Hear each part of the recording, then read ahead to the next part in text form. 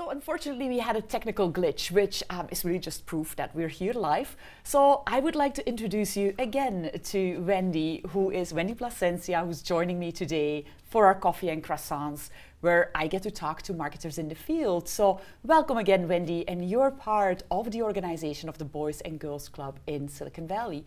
So can you tell us a little bit about your role there?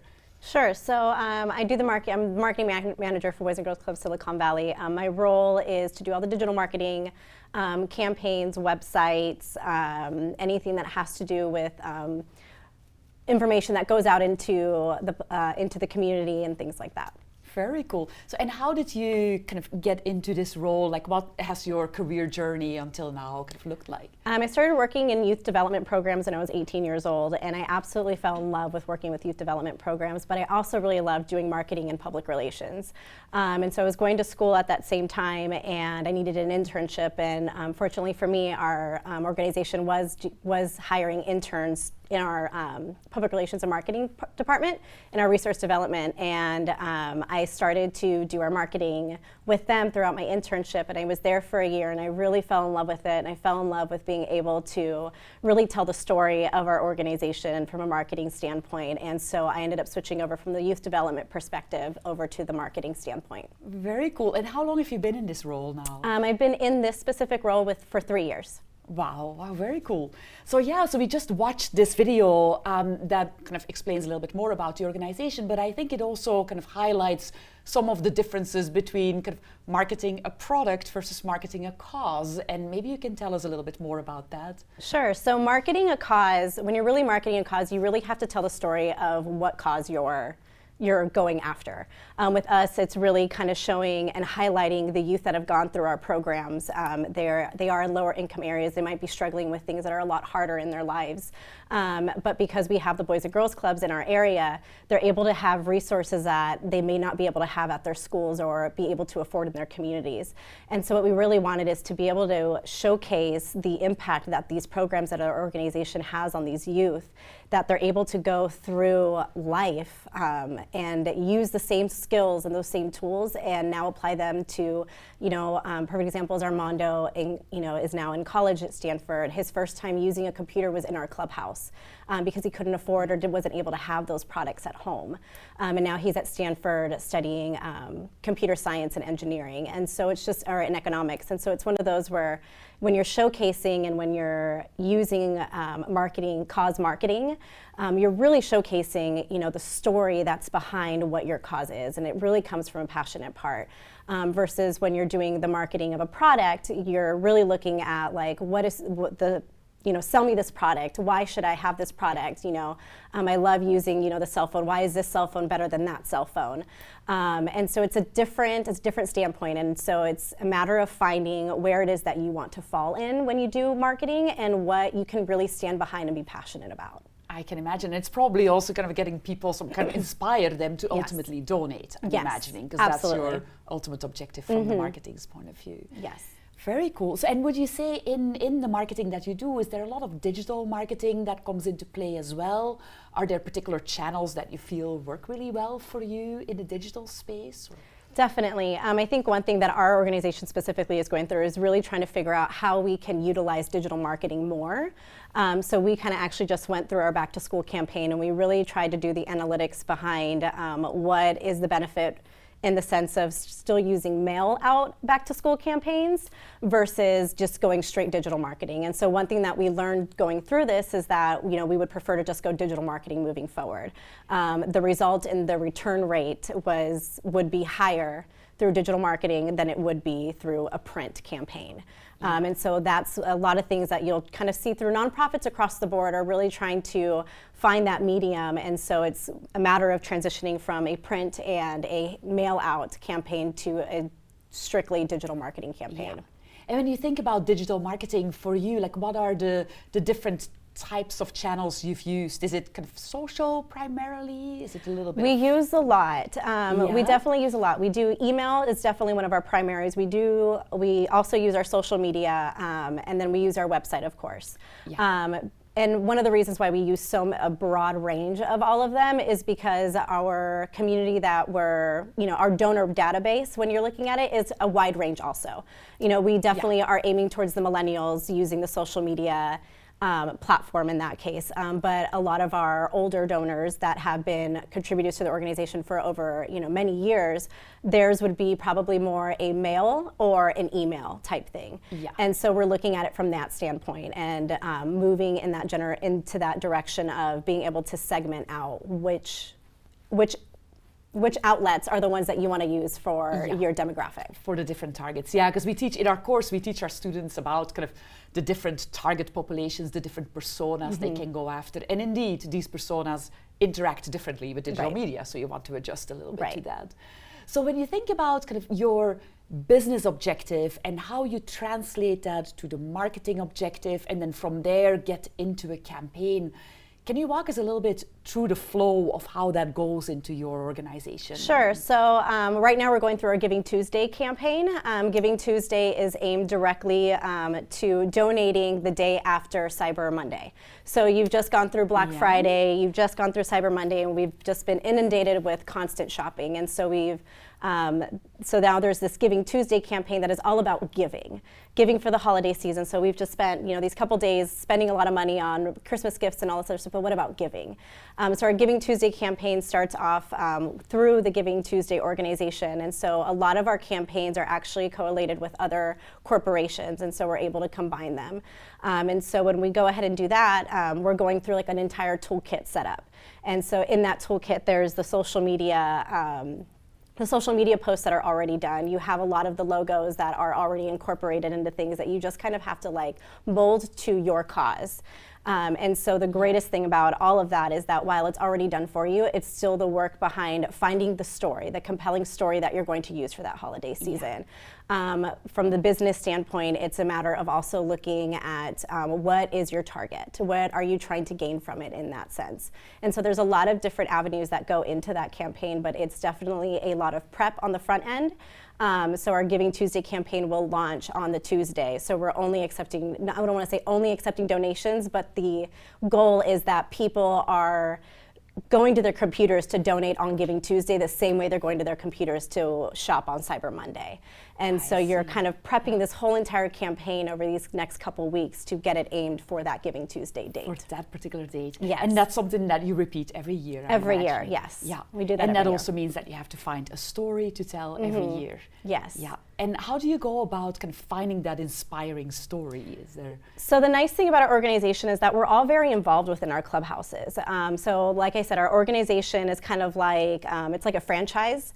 And so within our own little franchise, we have these 12 clubhouses that are ours. And so with that having 3,000 youth, it's 12 clubhouses, and so we're all very close. And so I can call a unit director at a clubhouse and say like, hey, I really want to use one of your members at your clubhouse. What's one of the compelling stories?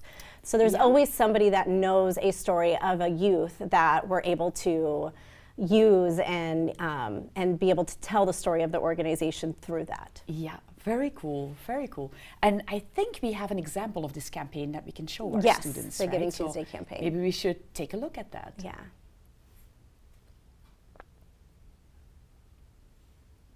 Can we show it, or it's showing? It's showing right now. Good. So, and that's an example of like our email campaign that we would send out. So we send out a few of those before the actual date, and then we send one on the day of also.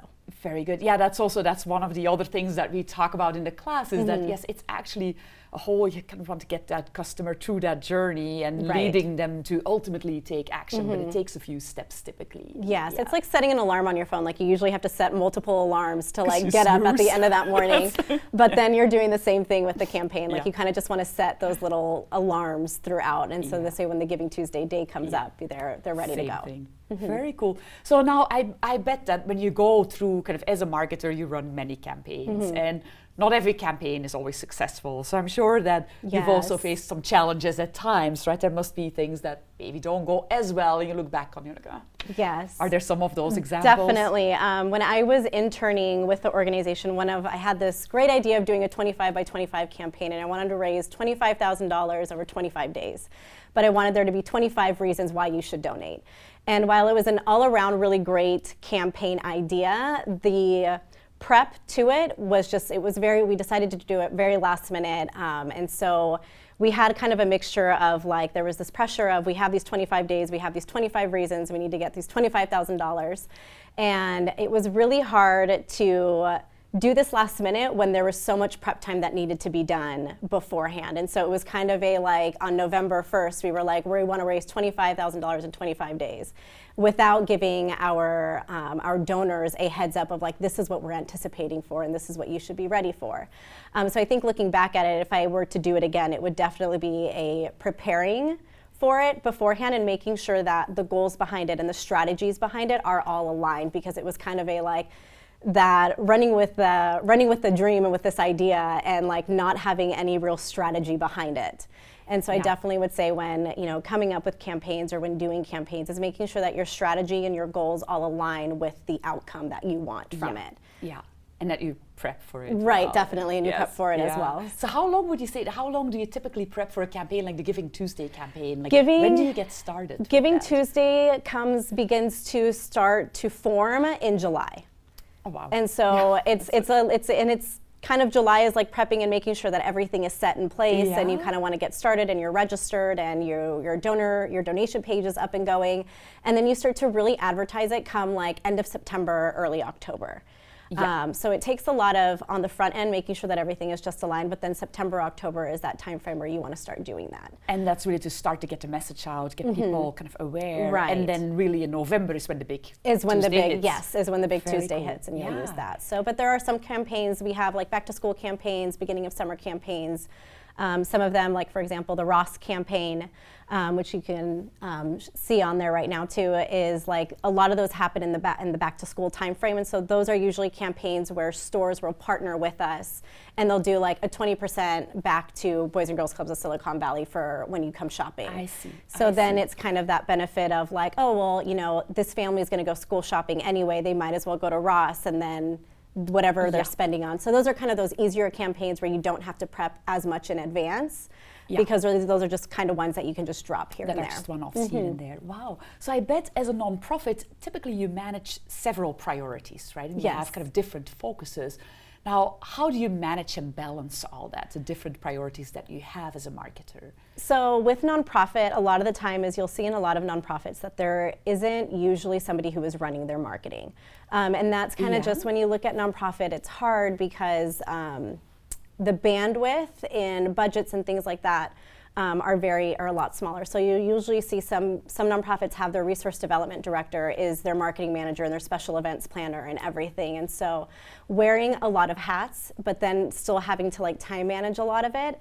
And sometimes you have to put things on the back burner, and that's where it kind of begins to get kind of hard. And so I think one thing like with nonprofit, and I'm not saying this is all of them across the board, but a good percentage from when talking about it is that bandwidth behind that, and that sometimes you are wearing multiple hats, and you have to kind of figure out when to put on one hat and when to take it off and put on another. But I think one thing that we've been really fortunate with as far as Boys and Girls Club is that since we are a national brand still, Boys and Girls Clubs of America also supports us a lot in the sense of having tools ready for us to use. So we don't always have to start from scratch completely. There's webinars that they provide for us. And so a lot of the nonprofits that have an umbrella around them, so YMCA, YWCA, Boys and Girls Clubs, Big Brothers, Big Sisters, they have an overall branding message that kind of helps with a lot of that. And it's a huge lifesaver. It really is. So when you have to wear a lot of hats, on some of that. Yes, So and when you get your message out, so a large part of your marketing is towards donors and getting donations. How do you reach the actual population that, like the kids that may ultimately be your your kids inside the Boys and Girls Club? Do you do marketing towards them as well, or? So we're with Boys and Girls Club of Silicon Valley, we're actually at capacity. So we're in a space right now where we're actually looking more at expanding so that we can get more kids off the wait list. Right now we have a lot of kids on the wait list, and so our branding, a lot of our messaging is more about getting more kids off that wait list and getting them more into our facilities and into our organization, and so that we can make a greater impact. I see. And so right now, as much as I would love to have that issue where we need more kids in the building, it's actually the opposite. Which is also a really great issue to have in the sense of, we're doing a great job with 12 clubhouses and over 3,000 youth, and we need more kids in the buildings, in 2 buildings. And so, but for us, it's more about donors, volunteers, people who are just wanting to make an impact in any way that they are able to do. Yeah. And would you say, do you also use some kind of free social media at all on the donor side? Like anything in terms of messages or blog posts that you put out there? Or Yeah, so we definitely use a lot of our social media, so Facebook, Twitter, LinkedIn. That's also something that we've noticed a lot too, is when using it. There are some donors that they won't touch Facebook and they won't touch Twitter, but they're all over LinkedIn. And so kind of trying to figure out that demographic of where are a lot of these avenues, where do we use a lot of our demographic, and where are we trying to target it in certain areas. So a lot of the donor millennials are more on the social media. A lot of our more professional careers are already set, they're good to go. Those are more on our LinkedIn. Our board members are more on LinkedIn. And so having to find that in social media is definitely one of the things that should be focused on. Yeah, I bet. Yeah, and if you think about kind of your day-to-day operations, like, are there particular parts of it that you enjoy more than other things? Or yeah, there definitely is. Social media is always a really fun one. It's more time consuming than I think people really realize. To do a post for the entire week can take anywhere like from 3 hours to 6 hours, and just making sure all those are set. Just because the analytics within a lot of the social media, there's Twitter, you should be posting 3 times a day. Facebook is only once or twice a week type thing. So knowing those always helps. The other one is just designing, and then being able to tell the kids' stories is always my favorite. Figuring out a way to kind of just put that into a phase where every time that, my vision is that every time I hand you anything that has a kid's story, is that it touches your heart, and that it's to the point where it's it's gonna make you cry. Like, that's what I want. That's always my goal. And so being able to tell those stories and form those and create those campaigns that are in that realm, that's always my favorite. Very cool. Yeah, so and then, well, at Udacity, of course, we're very into lifelong learning. We think that's important. Do you have a way to build that into your own career as well? Do you have a chance to focus on that? And are there certain tactics that you use for lifelong learning? I'm actually really fortunate because my CEO and my CDO both very much believe in continued learning after that. So anytime that there's a webinar or a conference that they feel, might help me in more ideas, or kind of just planting a seed, they're always encouraging and making sure that they can support me in learning more. So, and it's always about having a mentor. I'm always a big believer, and you should always have a mentor in any career that you have, to kind of help you to continue learning. Same thing with having the right books. Right now I'm reading Visibility Marketing. And so always just that continued learning and being open that you don't know everything about marketing, especially in digital marketing, and knowing that because technology is advancing, digital marketing is going to be advancing just that much faster. Yeah, and how did you, for yourself, did you find a mentor that you feel can help you? I did, just recently actually. I'm really excited. She just joined our advisory board, and she's been one that's been connecting me everywhere and introducing me to people that will, help me further my career and everything. And so I'm really excited. So that's Sandra Miley. So I'm really excited about working more with her and with the organization together. That's very cool. Yeah, because I would agree that finding those mentors is really helpful for further advancing in your career and learning and opening your world to new things. And I think many of our students are hoping to find those types of mentors in their careers as well. Definitely. Would you have any advice for our students in general, kind of getting into digital marketing? Many of the students are just kind of hoping to get into their first jobs in digital marketing. Would you have advice for them as to how to tackle that? I think one thing when I look back at when I was doing PR and marketing is that I never thought I'd actually be doing marketing and for a nonprofit. I always thought that I would be going corporate and everything, and now it's very much the opposite. I feel like I would never go corporate and I'd only go nonprofit.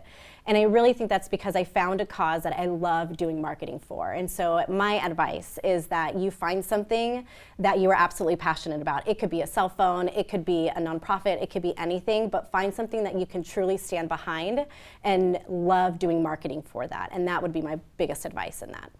Very cool. Well, I got, in the meantime, while we were all listening, we also got like another student question in, and that's actually from Tala Awan, who asked, what works better for a non-profit? Is it social media or paid ads, like AdWords, for instance? Do you have like a sense of whether one or the other works better, or do they work better together? So we haven't explored with paid AdWords yet. It's something that we're going to be working towards in the next couple months. Yeah. And so we're really excited to be using that. That's something that I've been looking more into, but we do a lot of social media posts.